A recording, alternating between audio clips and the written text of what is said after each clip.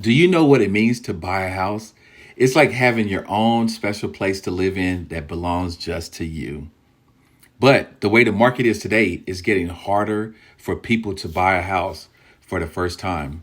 That's where the government comes in. The government has decided to make it easier for people who want to buy a house for the first time. They're doing this by making some changes to the way they help people get money to buy a house. Now, what they're doing is they're making cuts to mortgage insurance premiums and waiving certain fees associated with the home loan. The government wants to make it easier for you to buy a house, and they're doing this by making these changes that will help you save money over the life of your home loan.